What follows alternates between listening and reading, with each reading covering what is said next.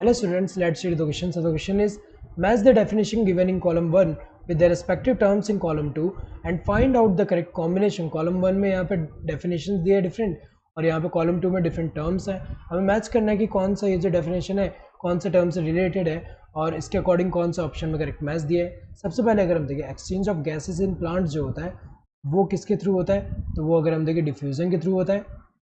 सो यहाँ पे अगर हम देखें जैसे एग्जांपल हमें पता है कि स्टोमेटा में जैसे कि स्टोमेटल पोर है it is guarded by guard cells and ये जो गार्ड सेल्स होते हैं ये रेगुलेट करते हैं opening and closing of stomata. ठीक है, गार्ड सेल्स हैं और इसके बाहर क्या होंगे, सब्सिडरी सेल्स होंगे. तो अगर हम देखिए यहाँ पे ये जो स्टोमेटल पोर है, स्टोमेटल पोर जो है ये इन्वॉल्व है गैसेस एक्सचेंज में. तो अगर हम देखिए यहाँ पे क्या होगा कि जो गैस है, हमें पता है कि कोई भी गैस मॉलिक्यूल जो है यहाँ पे किसके थ्रू ट्रांसपोर्ट हो रहा है, यहाँ पे डिफ्यूज़न के थ्रू हो रहा है. डिफ्यूज़न के थ्रू मतलब यहाँ पे जो मॉलिक्यूल का मूवमेंट होगा वो क्या होगा, हाई कंसनट्रेशन से लो कंसनट्रेशन के टूवर्ड. तो यहाँ पे हाई कंसनट्रेशन से लो कंसनट्रेशन के टूवर्ड होगा. तो अगर हम देखें इस वाले प्रोसेस में अगर हम देखें इनमें से कौन सा टर्म जो है रिलेटेड है, ए का क्या होगा, थर्ड.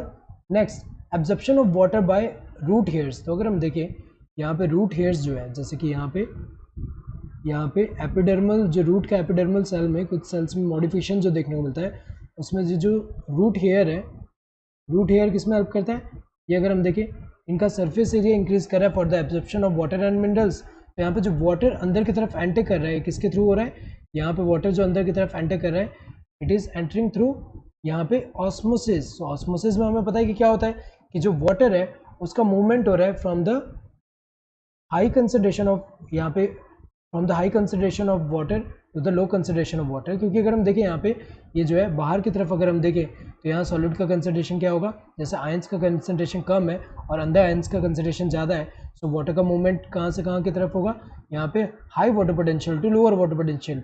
और थ्रू यहाँ पे क्या है, यहाँ हमें पता है कि सेल मेम्ब्रेन होगा तो सेलेक्टिवली परमेबल मेम्ब्रेन कह सकते हैं या फिर डिफरेंशियली परमेबल मेम्ब्रेन. इसके थ्रू जब मूवमेंट हो रहा है तो उसको हम क्या बोलते हैं, ऑस्मोसिस बोल रहे हैं. सो अगर हम देखिए यहाँ पे absorption of water by root hairs जो हो रहा है वो किसके थ्रू हो रहा है, ऑस्मोसिस के थ्रू हो रहा है, ये होगा. नेक्स्ट अगर हम देखें swelling of dry seeds when soaked. तो अगर हम देखें तो ये किसके थ्रू हो रहा है, ये कौन सा प्रोसेस होता है, इम्बाइबिशन की वजह से होता है. ये किसकी वजह से होता है, इम्बाइबिशन. इम्बाइबिशन में क्या होता है, absorption of water, absorption of water bye solids या फिर कह सकते हैं हाइड्रोफिलिक कॉलॉइड्स जो है.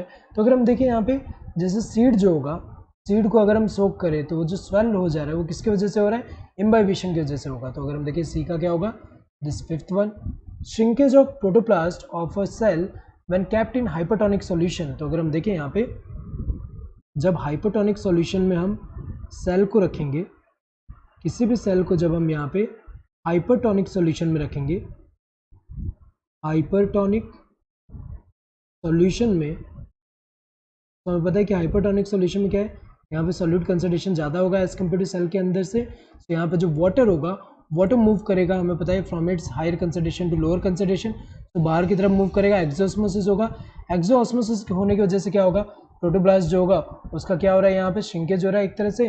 सो ये जो है ये प्रोसेस जो है इसको हम क्या बोलते हैं, प्रोसेस जिसमें क्या होता है कि वाटर का जो मूवमेंट है सेल से बाहर की तरफ हो रहा है तो जो श्रिंक हो रहा है प्रोटोप्लास्ट, ये किसकी वजह से होता है, ये प्रोसेस क्या है, प्लाज्मोलिसिस.